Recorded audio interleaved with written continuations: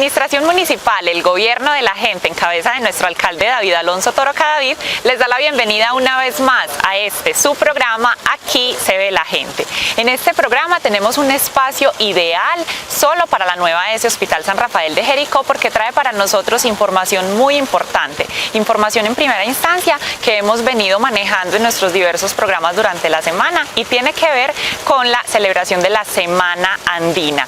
Para eso entonces nos acompaña Carolina Henao de la nueva Hospital San Rafael. Carolina, bienvenida. Hola Sara, cordial saludo, muchas gracias.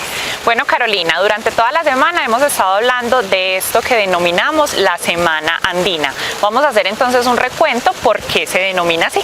Listo, entonces digamos que los países andinos de la región andina pues hace como una década decidieron unir esfuerzos para no solo conmemorar, sino para realizar acciones conjuntas para la prevención del embarazo en la adolescencia, debido a que en estos países andinos pues en las últimas décadas se ha incrementado muchísimo esta situación, pues que es una situación de salud pública porque no solo afecta a las adolescentes gestantes, sino que pues implica toda una sociedad.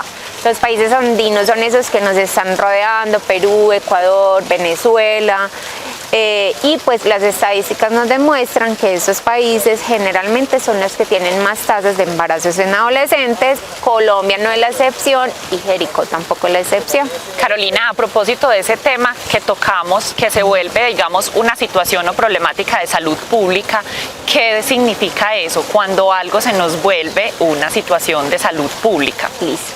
La salud pública implica que hay situaciones que afectan como el general de la población, como la comunidad en general. Cuando hablamos, por ejemplo, de sustancias psicoactivas, no solo afecta a la persona que consume, sino que implica lo público, porque estamos dentro de una sociedad, porque hay políticas que trabajan para disminuir el consumo, porque económicamente no solo hay recursos que se asignan, sino que también hay gastos en los recursos públicos, porque no es lo mismo pues un chico que esté sano, digámoslo de alguna manera, a un chico que consume sustancias psicoactivas. Digamos que todas las acciones también van orientadas a la atención, no siempre de la persona pues puntual, sino que es un colectivo, que es como una situación que afecta también la familia, la comunidad, el sistema educativo, las redes sociales, ¿cierto? Entonces, cuando hablamos que hay más de una persona que se ve afectada por la situación, pues ya hablamos de un evento en salud pública. Y este tema de embarazo adolescente, sobre todo el trabajo de la prevención, ustedes como institución de salud, no lo digo como desligándome, porque yo hago parte de una comunidad, hago parte de una administración pública que también somos integrantes de ese proceso y responsables de prevenir y bueno, de dar pedagogía, pero ustedes como institución de salud tienen un trabajo muy grande, porque llegar a las familias sobre todo es complejo, pero qué bueno entender y comprender que es que la prevención de un embarazo adolescente, digamos, a mi modo de ver, es permitirle al joven que desarrolle su proyecto de vida de una manera, digamos, responsable y consciente.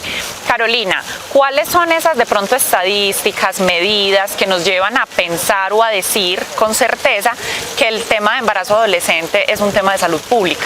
Listo, entonces resulta que en el año 2022 el DANE hizo pues unas estadísticas y nos dice que diariamente en el año 2022 nacieron 11 bebés de niñas menores de 14 años, ¿cierto? Entonces, si yo multiplico diariamente 11 bebés por los 365 días, pues vamos a tener muchos nacimientos de bebés de niñas menores de 14 años. Y pues recordemos que también el Código Penal nos dice que toda niña menor de 14 años que sea gestante o que tenga un acto sexual, pues es un abuso sexual, es considerado un abuso sexual. Entonces puede que esa niña menor de 14 años gestante pues haya sido su gestación producto de un abuso sexual. Listo, así haya sido consentida, pues ahora Sara es nuestra realidad y vemos que el inicio de la sexualidad de nuestros niños está alrededor de los 12, 13 años y pues es como frecuente escuchar decir, es que yo quise, es que fue mi decisión, pero todo niño o niña que inicie su vida sexual antes de los 14 años es catalogado como abuso sexual. Esa es la primera estadística para las niñas menores de 14 años. Y para las niñas entre 14 y 18 años, que son embarazos en adolescentes, pues tuvimos diariamente 255 nacimientos. Si multiplicamos eso por los 365 años, pues vamos a tener una cifra importante de nacimientos de bebés de esas jóvenes entre los 14 y los 18 años, que son generalmente embarazos no deseados. Hay otra situación o una estadística también muy importante, y es que por cada 10 bebés nacidos de niñas menores de 14 años, 7 bebés son hijos de padres mayores de 18 años. Entonces aquí es donde empezamos a ver pues como esa disparidad en las edades. Generalmente las niñas menores de 14 años quedan en embarazo de padres o de jóvenes mayores de 18 años. Y pues ahí es donde se va dando el tema de por qué es un abuso sexual. ¿Listo? Eso afecta obviamente la salud pública, porque pues el impacto no solo para la chica o el chico, ¿cierto? Que ahora son padres, pues implica también una familia que se tiene que volcar en torno a esa gestación, en torno a ese nacimiento. Eso tiene económicamente también unos impactos, tiene unos proyectos de vida que se van truncando a veces. Entonces debemos de retirarnos de los sistemas educativos, porque entonces tenemos que trabajar económicamente. Hay un nuevo bebé por sostener y hay que garantizar todos sus derechos. Y de esa manera, ¿cierto? Digamos que va impactando la sociedad. Ahora, las medidas de prevención que hemos realizado no son suficientes, no han sido suficientes. Digamos que cuando hablamos de la prevención del embarazo en adolescentes, estamos muy orientados a los métodos de anticoncepción, ¿cierto? Pareciera ser que la única forma de prevenir el embarazo en adolescentes pues es la planificación. Sin embargo, consideramos pues que también las estrategias se deben de orientar a planificar mi proyecto de vida con relación a lo familiar. Estoy preparada, estoy lo suficientemente maduro para iniciar mi vida sexual desde lo social, lo cognitivo, desde lo físico. Económicamente incluso tengo la independencia para sostenerlo, ¿cierto? Entonces es como tener una mirada que vaya más allá a un método de planificación, y pues acá los padres juegan un papel súper importante. Y durante este año pues como que el énfasis, más que decirle al chico, a la chica, mira, la sexualidad es de esto, vamos a hacerlo así, existen estos métodos de planificación, es como familia desde muy tempranas edades podemos empezar a hablarle a nuestros hijos e hijas de lo que es la sexualidad, de lo que es un proyecto de vida, de lo que es un embarazo no planeado, de las consecuencias que eso implica. Y para eso necesitamos que tengamos diálogos abiertos, ¿cierto? O sea, si nos pensamos como padres, cómo fue esa adolescencia, cómo recibimos la educación frente a la sexualidad, quién nos orientaba, yo a quién le preguntaba, en qué podía confiar y hablar abiertamente de mis inquietudes, de mis necesidades, de lo que yo estaba sintiendo, experimentando, de lo que yo veía en la televisión, en la radio, ¿cierto? Pues quizás me dé cuenta de que no recibí información, que nadie me hablaba de eso, o que era un tema que se evadía, o era un tema tabú, nadie en la casa habla de eso, y pues uno como que estaba ya predispuesto a no hablar del tema, ¿cierto? Eso pudiera generar muchas situaciones complejas para uno, pero pues ahora la invitación es a que estos temas los hablemos, ¿cierto?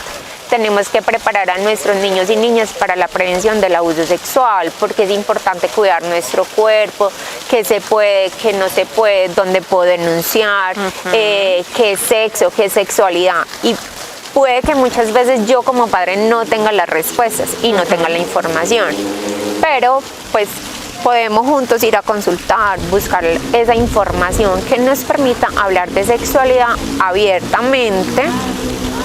Eso sí, hay ciclos vitales, no es lo mismo lo que yo le hablo a un niño de 8 años que le hablo a un adolescente de 12 años, ¿cierto? Entonces, en eso digamos que los diálogos sí tienen que ser acordes al ciclo vital de los niños y las niñas. Carolina, yo tengo una inquietud y no sé si es un mito, y tú eres la ideal pues para responderme esta pregunta, y es: Por ejemplo, ahorita vemos que hay niñas entre los 9 y 10 años que ya empieza su ciclo menstrual. ¿Esto siempre se ha dado o es una cuestión nueva? Digamos que el tema de la menstruación también ha sido un tema tabú, ¿cierto? No se puede hablar de eso. Es más, ni conocemos la anatomía ni cómo funciona nuestro cuerpo porque se da la menstruación, ¿cierto? Cuáles son esos cambios que ocurren físicos, pero también cuáles son esos cambios emocionales por los que yo voy cursando. Digamos que cada niña pues tiene unas características diferentes y desde tiempos atrás, cierto, la menstruación puede ocurrir desde los 9 años de edad, que es la menarquia, así lo denominamos a esa primera pues menstruación. Y digamos que ahora, como tenemos la posibilidad de expresarlo, de contarlo con mis amigas, ¿cierto? Entonces nos sorprende que haya niñas que menstruen a tan temprana edad, de 9 años, o sea, pues que 9 años todavía consideramos que es una niña, pero pues eso significa que su cuerpo ya está preparado, ¿cierto?, para albergar un bebé. Es decir, está preparado desde lo biológico porque pues, pero realmente no hay una maduración corporal de todos los aspectos pues para poder gestar un bebé, y por eso hablamos que los embarazos en niñas y adolescentes son de alto riesgo. ¿Listo? Porque no hemos alcanzado la maduración suficiente, la capacidad pélvica no es suficiente, pero la menstruación pues es el primer indicador de que esa niña pudiera ya quedar en embarazo. Carolina, hay un trabajo muy importante y lo que yo les decía ahorita, que era un trabajo arduo desde las instituciones de salud, sobre todo con las familias.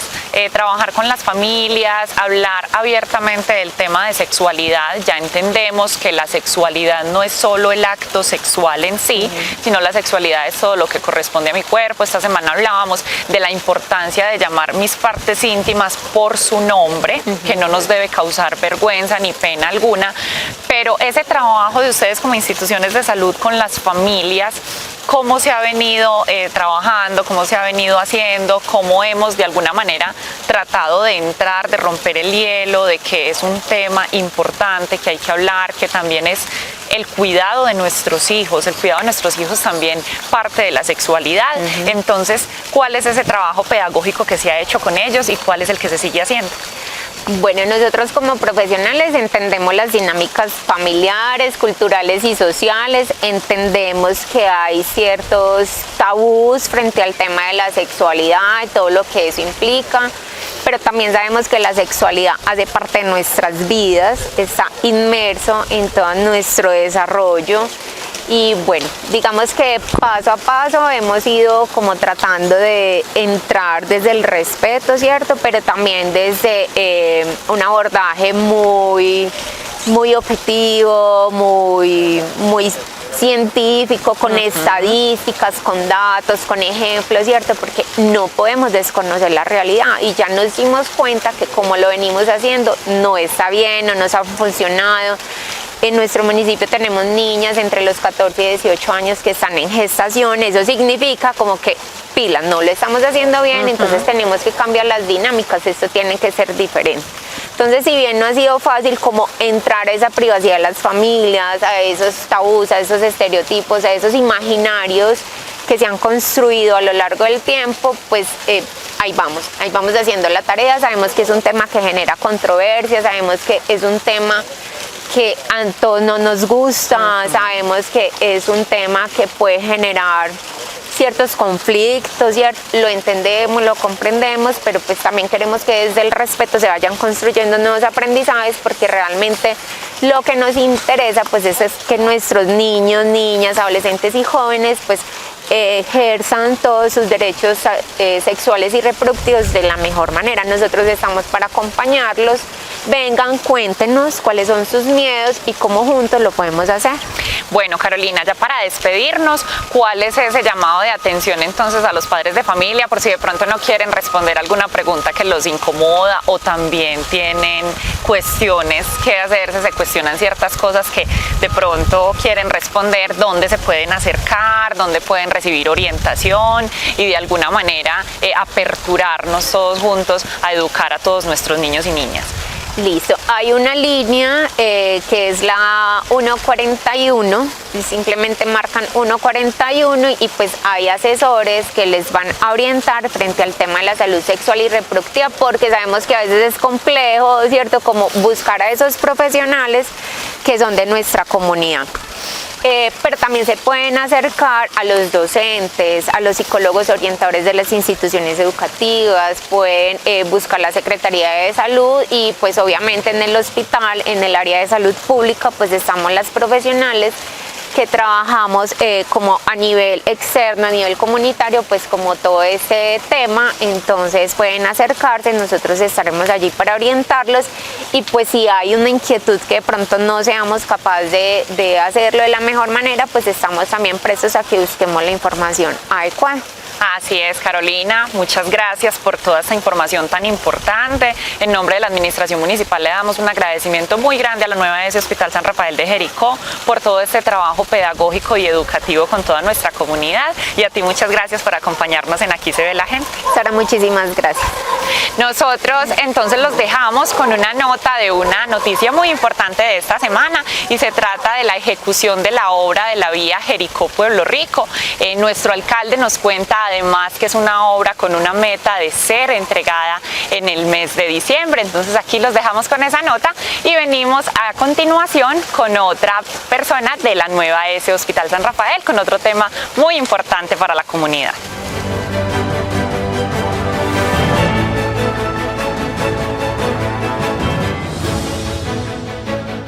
En obra nos encontramos en este momento, en la ejecución de la obra de terminar la pavimentación de la vía Jericó-Pueblo Rico. Una obra esperada en muchos años, en varios años, una obra gestionada por las dos alcaldías, particularmente Jericó y Pueblo Rico. Nos metimos en el cuento de que había que sacar esta obra antes de terminar nuestro periodo y lo logramos. Hoy está en ejecución. Gracias al gobernador Aníbal y a la Secretaría de Infraestructura del departamento que con sus recursos darán solución a un problema que parecía no tenía solución. A la gente pedirle toda la solidaridad, toda la paciencia del caso con los pare y siga. Cada obra, toda obra requiere incomodar a algunas personas, sobre todo la gente que tiene que transitar, pero lo estamos haciendo por lo menos ya, con la ilusión de que para el mes de diciembre, por lo menos ese es el propósito y esa es la meta, se entregue ya terminada en su totalidad. Entonces, contento de que ya estamos en obra, contento de que estamos cumpliéndole a la comunidad, contento de que el gobierno de la gente siempre en sus tareas y metas las va cumpliendo. Falta poco, pero las estamos cumpliendo. El gobierno de la gente sigue cumpliendo.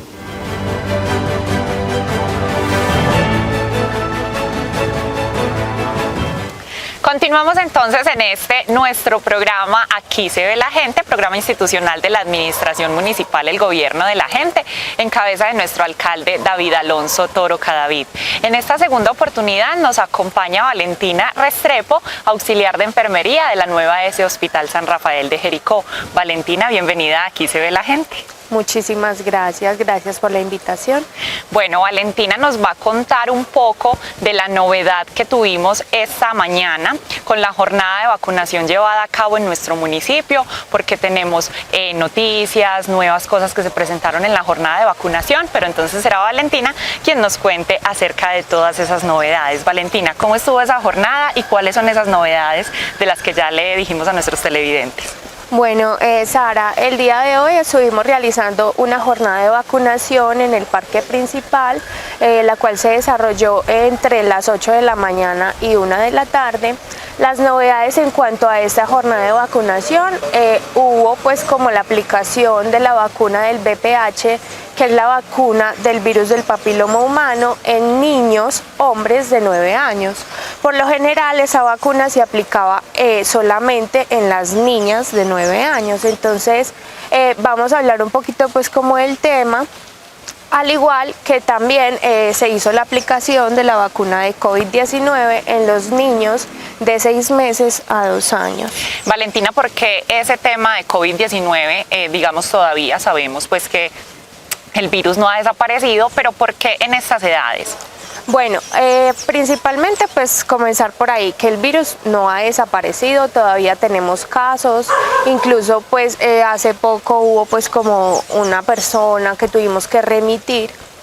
Entonces, en cuanto a eso, es importante que es listo, vacunamos a los mayores, los adultos mayores, vacunamos la población en general, los niños, pero habíamos dejado ese espacio de los bebés, pues como... Entonces, empezamos ya pues a vacunar esta población para poder tener ese rango cubierto, porque los habíamos dejado como de lado, olvidados, por decirlo así. Entonces, por eso comenzamos. Valentina, de acuerdo entonces a las, digamos, consecuencias de la vacuna, que todos la vivimos, pues los síntomas, para estos niños, para estas etapas y estas edades, también se vive como la misma patología. Exacto, sería lo mismo, o sea, un adulto en general, en cuanto a la aplicación de esta vacuna, va a tener unos síntomas comunes que sería pues como los de un resfriado común, dolor de cabeza, de pronto náuseas, vómito, diarrea, escalofríos, fiebre, que es lo más común que puedan presentar. Lo mismo en estas edades, si a ellos les da esta enfermedad, pues les daría como los mismos síntomas que nosotros presentamos, pero es importante que los niños entre el rango de 0 a 5 años, ellos son más propensos a adquirir estas enfermedades. Entonces, por eso estamos entrando más en ese momento estas vacunas y esta aplicación en esta edad, en esta etapa. Valentina, a propósito de lo que hablas de los resfriados, ¿cómo hemos estado en materia de resfriados en el municipio? Bueno, en cuanto a esto, estas infecciones respiratorias, podemos decir, hay resfriados comunes, una gripe común, pero sí es importante que tengamos en cuenta lo que son las infecciones respiratorias agudas, que serían como la neumonía, bronquitis, sinusitis, amigdalitis, todas estas enfermedades que terminan en itis, conocidas, realmente en esta población que es menor de 5 años, de 0 a 5 años, son los más propensos y son las enfermedades prevalentes en la infancia. También es importante resaltar que estas enfermedades pues hay que prevenirlas, hay diferentes formas y la principal sería la vacunación. Valentina, de pronto aquí una cuñita, una recomendación a los padres de familia, sobre todo que envían a los niños de pronto al rondín o a los centros educativos, cuando presenten qué síntomas no deberíamos enviar nuestros niños a que se relacionen con otros niños. Bueno, lo ideal es que cuando nuestros niños presenten síntomas gripales, que lo común pues sería la tosecita, el dolor de garganta, la moquera, la congestión nasal, esta fiebre que sería como la principal o el malestar general, sería lo ideal dejarlos en casa, dejar que estos síntomas pasen para poderlos llevar ya a nuestro centro de desarrollo infantil. Bueno, Valentina, entonces, ¿cuál es esa novedad que tuvimos con vacunación, que en este tema del virus del papiloma humano, porque antes era solo en niñas y desde cuándo entonces empezamos a vacunar los niños? Bueno, a partir de hoy comenzamos a vacunar los niños con esta vacuna del virus del papiloma humano. Primero esta vacuna se aplicaba solamente en las niñas porque como conocimiento se tenía de que las niñas eran quienes recibían este virus y se enfermaban, o sea, les daba el cáncer de cuello uterino.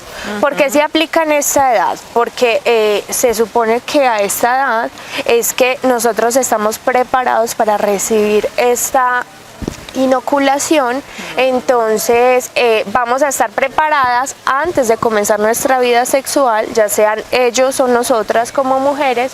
Entonces antes de tener ese contacto con ese virus vamos a tener estos efectos inmunológicos, entonces va a prevenir que nos podamos contagiar.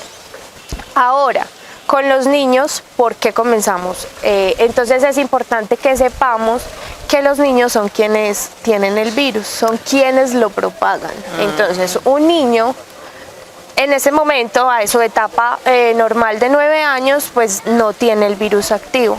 Pero ya cuando empieza a desarrollar su vida sexual, empieza a crecer en cuanto a este sentido, pues ya ellos pueden adquirir y ser positivos. Entonces son ellos quienes nos contagian a nosotras como mujeres. Entonces nos parece importante, ¿por qué vacunaban a las niñas? Listo, sí, somos nosotras quien posiblemente nos enfermemos más, pero son ellos quienes nos contagian a nosotros. Exactamente, son los portadores de ese virus. Y además, Valentina, porque lo que hablábamos con Carolina hace un ratico sobre la Semana Andina, la prevención del embarazo adolescente, también es un llamado de atención que tenemos a toda la comunidad, padres de familia y demás, porque nuestros niños, nuestras niñas, nuestros jóvenes adolescentes, todos de pronto están susceptibles a iniciar su vida sexual a muy temprana edad, y qué mejor manera que prevenir un virus de papiloma humano con una vacuna a los 9 años. Exactamente. Es importante que tengamos en cuenta que este virus es demasiado común, y más en nuestro municipio. Por decirlo así, tristemente el 50% de la población tiene este virus que está activo. Entonces, pues tengamos en cuenta eso, y como padres de familia, que a veces pensamos mucho en los mitos, creemos muchas cosas, ay no, pero eso ¿por qué? ¿Y por qué los niños? No, realmente, o sea, eso es responsabilidad de todos y de nosotros como padres, poderle dar ese regalo a nuestros niños de la vacunación, que eso sería salud. Valentina, ¿tenemos conocimiento de pronto desde cuándo fue, digamos, como legal o establecido más bien que los niños deben ser vacunados porque son los portadores del virus? Hace poco, realmente hace poco fue pues como se dio esta noticia, más o menos hace un mes, que se estuvo pues como planteando esta metodología, y ya pues a partir del día de hoy se empezó a hacer la aplicación de esta vacuna a nivel pues como del país, y principalmente aquí en Antioquia. Entonces, bueno, en ese tema de salud, digamos que hemos avanzado, porque tú nos dices que la noticia se dio más o menos hace un mes y ya hoy estuvimos vacunando a nuestros primeros niños pues en el municipio, y creo que es una buena noticia para la salud de todos nuestros niños y niñas, porque digamos que a veces a los municipios es donde llega más tarde la atención o las vacunas, y en esta oportunidad entonces debemos destacar eso de la salud en nuestro país, que los niños entonces hoy puedan ser vacunados. Y Valentina, para próximas jornadas de vacunación, ¿cuál es el llamado a los padres de familia? ¿Cuál es ese llamado a que, lo que tú decías, dejemos esos mitos, o como con planificar con las niñas, no decir que las estamos empujando a que tengan relaciones sexuales, sino a que tengan cuidado de su cuerpo y cuidado de su vida? Exacto. No, el llamado sería principalmente pues a que dejemos de lado todos estos mitos, todas estas creencias que a veces en cuanto al COVID, que nos va a enfermar, que es que están dando muchos infartos, o sea, alrededor de eso hay demasiado. Lo mismo que el virus del papiloma humano. Si teníamos mitos en cuanto a la aplicación en niñas, imagínense ahora en cuanto a la aplicación pues de los niños, que apenas comenzamos. Tengamos en cuenta que esta vacuna ya existía hace mucho tiempo, no se creó apenas hace un mes, no, apenas se está aplicando en los niños, pero eso no quiere decir que esta vacuna no existía. Entonces no creamos en estos mitos, porque realmente esta vacuna es importante, ya que como mencionamos, esa vacuna se le aplica a ellos porque ellos son los que propagan este virus. Entonces, no solo las niñas son quienes se enferman, sino que ellos también les puede dar cáncer, ya sea de ano, testicular. También les aparecen estas verrugas que son tan conocidas. Entonces también es importante que sepamos pues como de este tema. Es el momento idóneo entonces para agradecerle a la nueva ES Hospital San Rafael de Jericó por todo este material pedagógico, educativo que nos ha entregado durante los últimos días. Nosotros como administración municipal, nuestro aporte es entonces abrir estos espacios en los medios para que las instituciones de salud nos cuenten a todos, porque la salud nos implica absolutamente a todos, todos. Entonces, qué importante atender estas recomendaciones, escuchar y cuidar la salud de todos. A Valentina, muchísimas gracias por estar con nosotros, con esta importante información, y te esperamos prontamente por aquí en Aquí se ve la gente. Muchas gracias igualmente. Nosotros agradecemos el espacio en Atenas Televisión y nos vemos el próximo sábado.